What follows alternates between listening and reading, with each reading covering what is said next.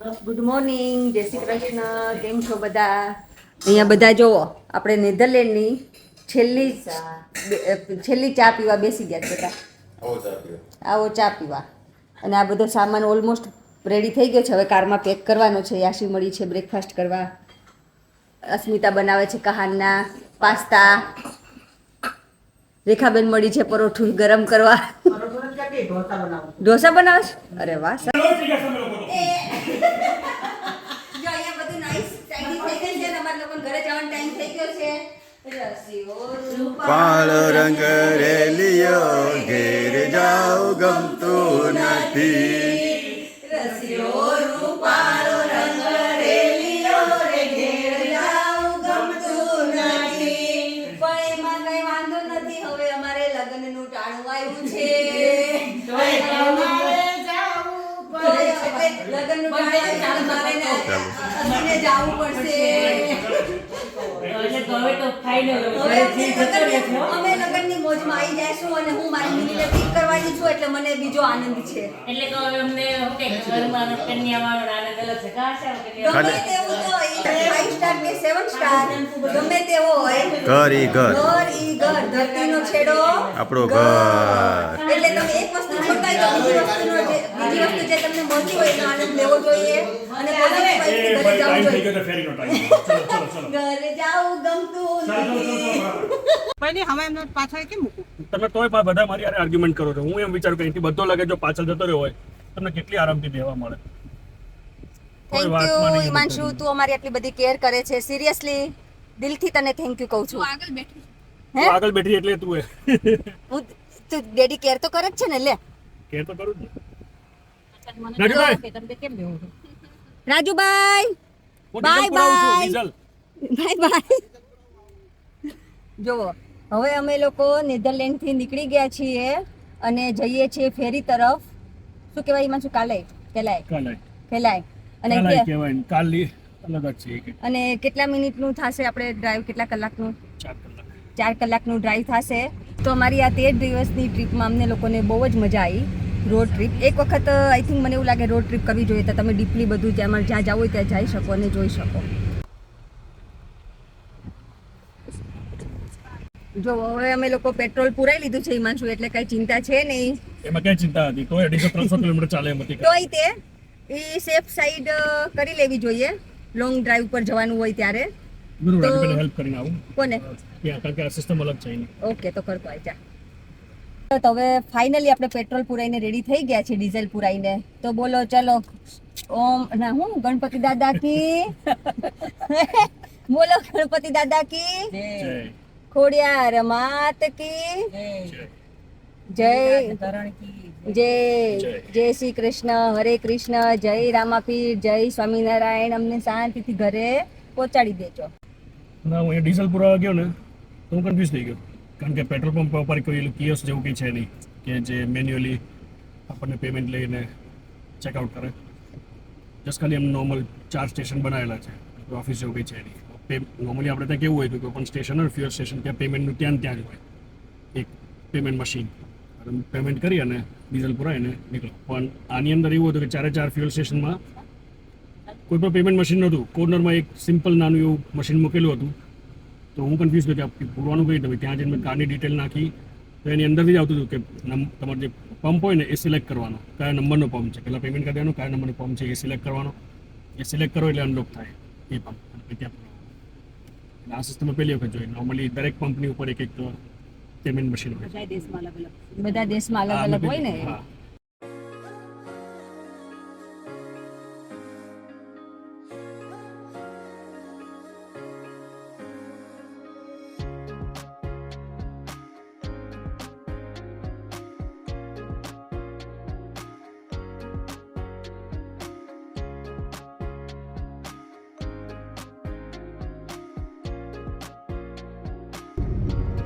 થઈ ગયું શૂટ.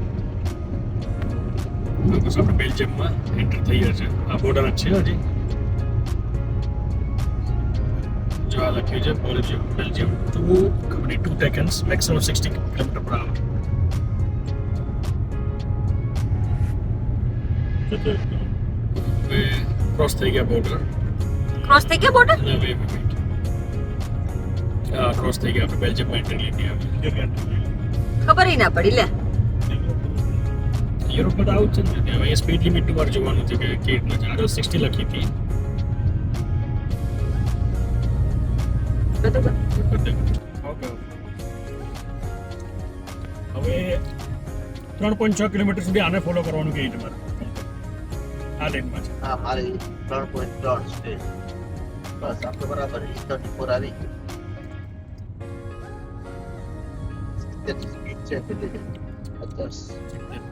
120 માંથી સીધે 70 ઉપર આવી ગયા એન્ડ્રોપ પહોંચી ગયા એટલે હવે લાગે કે આપણે તો પાઈ અને તો આવી ગયા 7 મિનિટનું કન્જેશન બતાવે 7 મિનિટનો ટ્રાફિક એ 50 ની સ્પીડ લિમિટ આવી પાછી.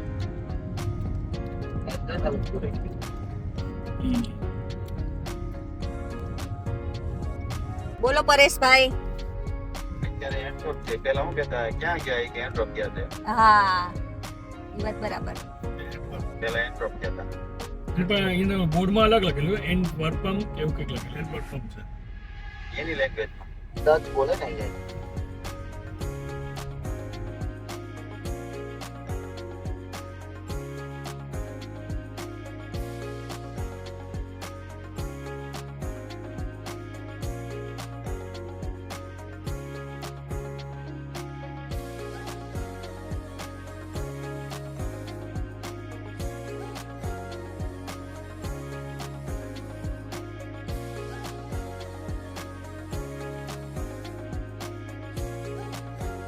પથ્થર ખીચામાં નાખી દો ને તો બાથરૂમ ના આવે ખેંચવું તો ખેંચી જાય થોડી વાર.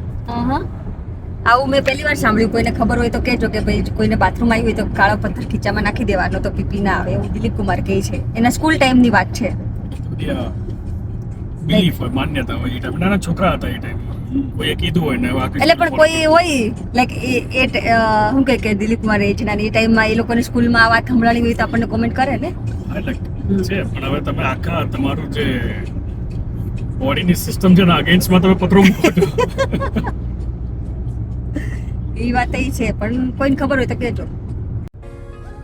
બોલ ફ્રાન્સની બોર્ડર આવશે હવે આપણે ક્યાંથી નીકળ્યા હતા એ બતાવે છે બોર્ડર મેપ પ્રમાણે. તો બોર્ડ આવ્યો કે આઈ થિંક એ ફ્રાન્સની બોર્ડ આવી ડિપાર્ટમેન્ટ પણ આગળ આવી રહ્યું છે ફ્રાન્સ. એવી બોર્ડર ક્રોસ કરી આપણે 130 લિમિટ આવી ગઈ. તો હવે ઓફિશિયલી આપણે એન્ટર થઈ ગયા ફ્રાન્સની અંદર. જેવું ફ્રાન્સમાં એન્ટર થાય સ્પીડ લિમિટ સીધી 130 થઈ ગઈ. અત્યાર સુધી 120 હતી બેલ્જિયમમાં. અને ઓલું એન્ડ્રોપ પહોંચ્યા ત્યાં કેટલી હતી? એન્ટવર્પમાં તો વેરિયેબલ હતી ને સિટી છે પ્રોપર એટલે એમાં તો 50 હતી 70 90 બધી અલગ અલગ ડિપેન્ડ્સ ઓન ટ્રાફિક. તો મોટરવે સ્પીડ જો તો બેલ્જિયમમાં 120 હતી. 130 થઈ ગઈ. જર્મનીમાં તો કોઈ લિમિટ જ નહીં. એવું જ હતું ને પાછું. હા પણ મેક્સિમમ નો લિમિટ અમુક અમુક પેચમાં 120 130 ની હતી.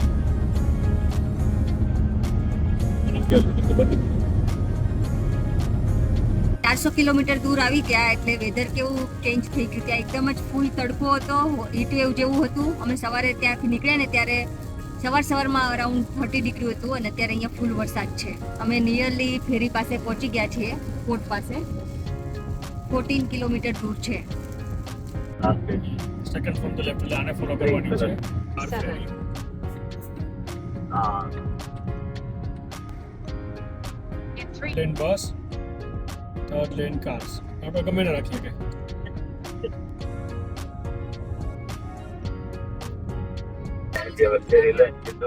ના જો તમે હવે કલાઈ પોર્ટ ઉપર આવો તો એઝ સુન એઝ તમે પોર્ટ ઉપર આવો ને તો આ રીતે તમને ફેરીના બધા ચેકિંગ ડેસ્ક દેખાશે. જેમ કે પીએનઓ ફેરી છે, પછી આઈરિશ છે, એની પછી ડીએફડીએસ અને એના અલગ અલગ લાઇન ડિઝાઇનેટેડ કરવી છે. અમુક ફોર એક્ઝામ્પલ પીએનઓ ફેરી હોય તેમાં અલગ લેન હોય કારની અને ટ્રકની અલગ લેન હોય અને બસની આવી રીતે અલગ હોય. સેમ ડીએફડીએસમાં છે. અહીંયા કારની અને બાઇકની લેન છે તો એકદમ ફાર એન્ડમાં બસ ને ટ્રકની લેન છે. તો તમારે એ રીતે લેનમાં તમારે પહેલાં ગોઠવાઈ જવાનું પોતાની રિલેવન્ટ ફેરીમાં. પછી ફેરી ચેક ઇન થઈ જાય એકવાર તમારી ટિકિટને બધું જોઈ લે પછી અંદર ફ્રેન્ચ ઇમિગ્રેશન થશે, ફ્રાન્સનું ઇમિગ્રેશન, ત્યાં એક્ઝિટ સ્ટેમ્પ મારશે તમારા પાસપોર્ટ ઉપર.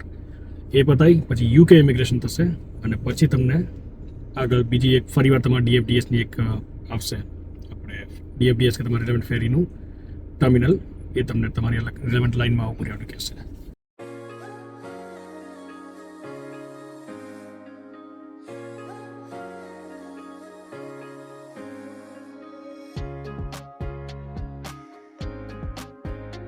તમારા પાસપોર્ટ છે ને એમાં ડાયરેક્ટ ચિપકા મારી દે, તમારા પાસપોર્ટ સ્કેન કરે, તમારે સ્કેન કરે. મહેમાનને તો પહેલાં કમ્પ્લીટ કરીને જ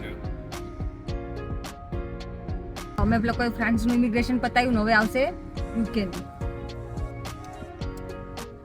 આમાં લાંબી કેવું લાગે છે? આગળ આપણે ફ્રેન્ચ ઇમિગ્રેશન ક્લિયર કર્યું, એક્ઝિટ સ્ટેમ્પ માર્યો, હવે આપણે અહીંયા યુકે બોર્ડર કંટ્રોલ છે, યુકે ઇમિગ્રેશન ક્લિયર કરવાનું અને ત્યાંથી પછી આપણે આપણી લેનમાં ઊભું રહેવાનું.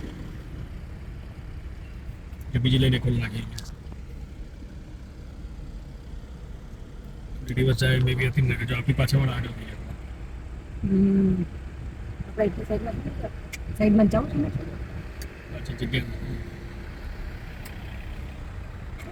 અમારા લોકોને 2:30 વાગ્યાની ફેરી છે અને 2 અહીંયા જ હજી વાગી ગયા. જુઓ ફૂલી તો વાંધો નહીં આવે. શું લાગે? વાંધો નહીં આવે, 4-5 કાર જ છે એટલે ઇમિગ્રેશન ક્લિયર કરી નાખીશું. હોપફુલી વાંધો ન આવવું જોઈએ. Let's see. 2:04 થઈ ગઈ, ફેરિંગ ટાઈમ છે 2:30.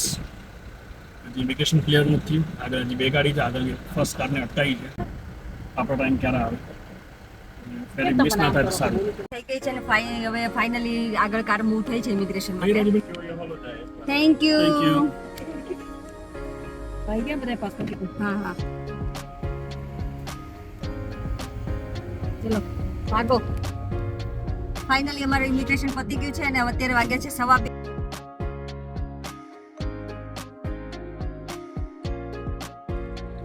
તો ફાઇનલી અમે 158 નંબરની લેનમાં એન્ટર થઈ ચૂક્યા છીએ. અહીંયા કાર પાર્ક કરી દીધી છે. હજી ફેરીની અંદર એન્ટ્રી ચાલુ થઈ નથી એટલે અમે ફેરી મિસ નહીં કરી.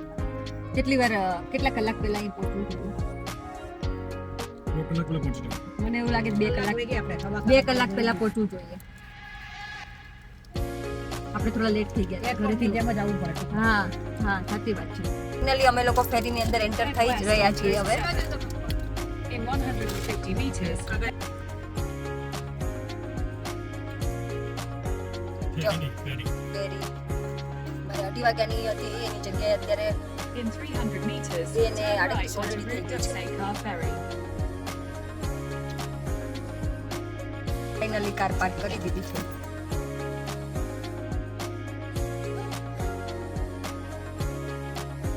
આવ્યા ફાઇનલી ફેરીમાં ચડી ગયા છીએ આપણે. એટલે ફાઇનલી ફેરીમાં ચડી ગયા છીએ અમે લોકો. હવે તો ફેરી લેટ છે, 8 વાગ્યાની ફેરી હતી. આજે નતર મિસ થવાની જ હતી અમારે, પણ લકીલી ફેરી જ લેટ છે. ના આમ વાંધો ના, કટ ટુ કટ આપણે આમ તરત દોડવું પડે તો ઊભા રહ્યા ને 5-10 મિનિટ નીચે પાર્ક કરીને ના ઊભા રહેતા. હવે અમારા લોકોની ફેરી ચાલુ થઈ ગઈ છે અને રાજુભાઈ આપણે હવે ફ્રાન્સની બોર્ડરમાંથી બહાર નીકળીને યુકેમાં આવ્યો છું. કેટલી વાર લાગશે? 1.5 અને પછી અહીંથી હવે આપણે યુકેની બહાર નીકળશું, અહીંયા યુકેની અંદર પહોંચશું એટલે આપણા લોકોના રસ્તા અલગ અલગ થઈ જાય. તું લેસ્ટર જઈશ અને અમે લોકો જઈશું લંડન. આપણે 12 દિવસનો ટૂર કરી યુરોપની. ફર્સ્ટ ડે ફ્રાન્સથી આપણે ફ્રાન્સ પહોંચ્યા, બરાબર. ત્યાંથી આપણે ટૂરની અંદર જે મજા આવી છે એની વાત જવા દો. ફર્સ્ટ ડે લક્ઝમબર્ગની અંદર સિટી ટૂર, પછી સારી બિલ્ડિંગોના આપણે ફોટા પાડ્યા, સારા હવે ગાર્ડનની અંદર બી આપણે પ્લે કર્યું. ત્યાંથી સ્વિટ્ઝરલેન્ડની અંદર ઝુંખુ, પછી જીનીવા સિટી ટૂર કરી. ઝુંખુની અંદર ટોપ ઓફ ધ યુરોપ આપણે ગયા હતા ત્યાં તો પછી ઝુંખુની અંદર આપણે ઝુંખુમાં જે રાઈડો કરવાની, બરફની અંદર સ્નોની જે રાઈડો કરી છે એ તો ટુ મચ એક્સપિરિયન્સ સારો રહ્યો. જે આપણે માઉન્ટ કિટલીસ ગયા હતા એની કરતાં બી અહીંયા વધારે મજા આવી.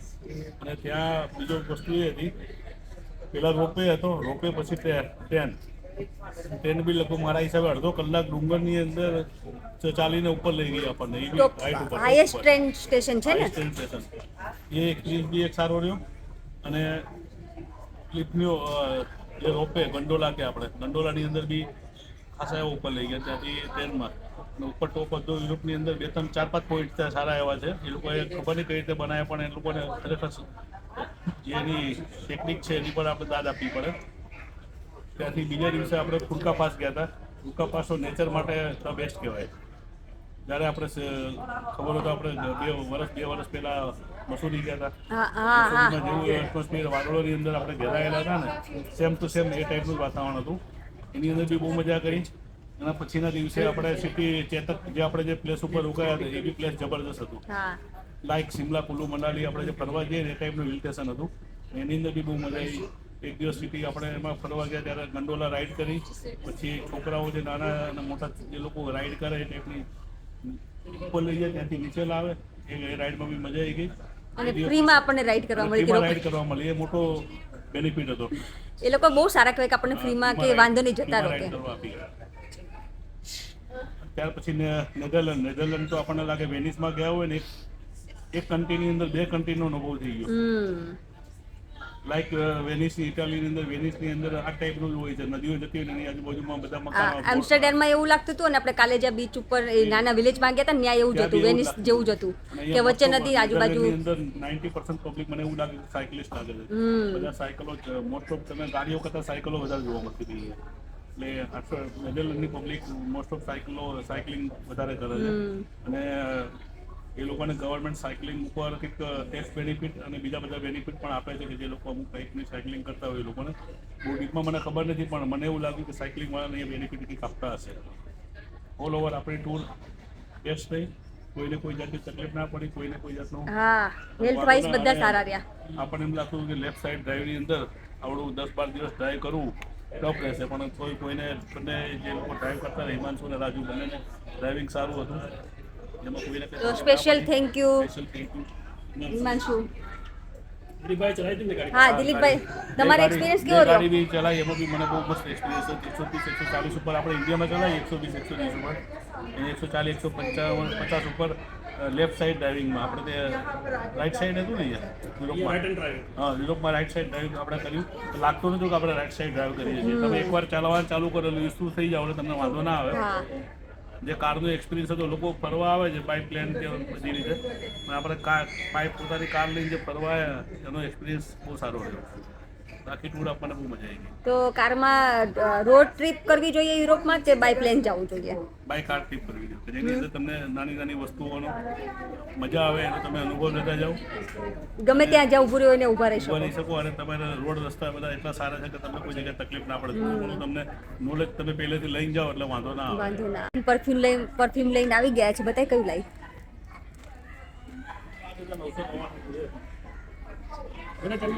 તો હવે અમે લોકો યુકેમાં પહોંચી ગયા છીએ અને ફેરીની અંદરથી બહાર નીકળીએ છીએ. જય મહેશમતી. જય મહેશવતી. જય મહેશમતી બોલે છે.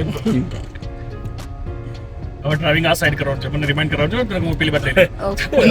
ચલાવવાનું એમાં છે ઉપરથી લઈ લે ને. મિસ્ટેક થવાની સંભાવના ખરી. હા ડેફિનેટલી ચાન્સ છે. ત્યારે મને એમ પેલા એવું ફીલ થયું કે હું આ બાદ લઈ લઉં, પણ હવે વાંધો નહીં આવે. કારણ ધ્યાન રાખજે હો હિમાંશુ. ના ગાડીઓ ચાલતી હોય તમને આગળ દેખાય તમારો હાથ ફરી છે. શું કહ્યું? ચાલો ત્યારે આવી ગયા આપણી કન્ટ્રીમાં, કર્મભૂમિ ઉપર પહોંચી ગયા છીએ અમે લોકો. પાછા હવે કાલથી ધંધે ચડી જવાનું છે. એની વગર કઈ થોડો છૂટકો છે દિલીપ કુમાર? તો શું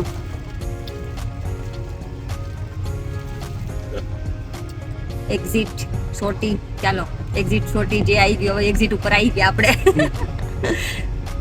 બાઈકો વાળા ટ્રેકિંગ માટે આયા હશે એ લોકો કે ગયા હશે ટ્રેકિંગ માટે? હવે અહીંયા હોલિડે કરવા માટે આવ્યા આપણે, ક્યાંથી પતાવીને આવ્યા. પછી એ શું ખબર હિમાંશુ, એ લોકો હોલિડે કરવા આયા કે હોલિડે કરીને ઘરે આયા? ના એ લોકો ફ્રાન્સના બાઇક છે. ઓકે.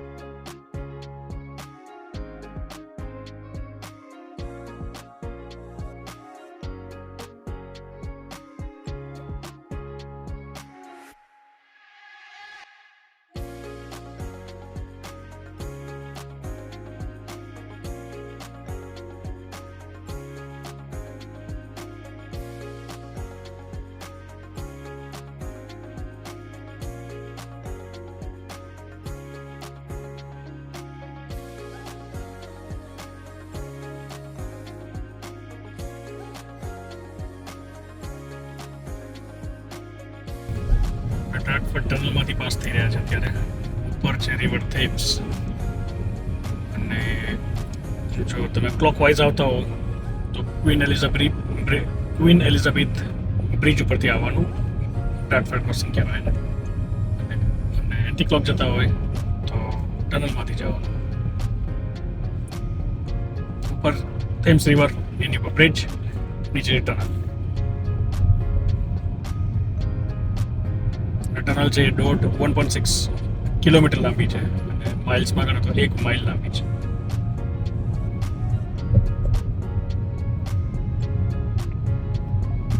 જો અમે હવે વોટફોર્ડ પાસે પહોંચી ગયા છીએ, પણ ટ્રાફિક એટલો બધો છે ને કે કાર ઠપુક ઠપુક કરતી આગળ વધે છે. ઠપુક ઠપુક.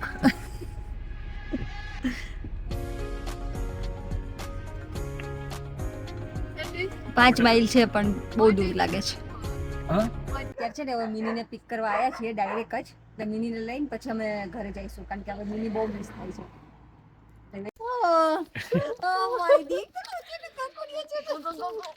મિની બેબી મીનુ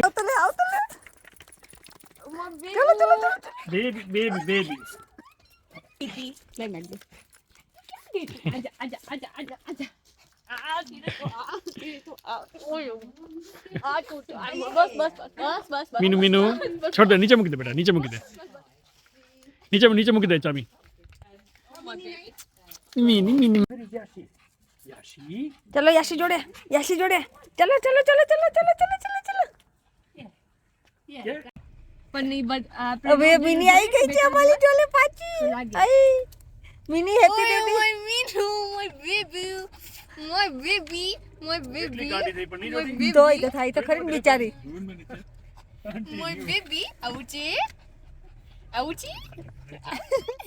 આવતી લે. ફાઇનલી અમે લોકો ઘરે પહોંચી ગયા છીએ.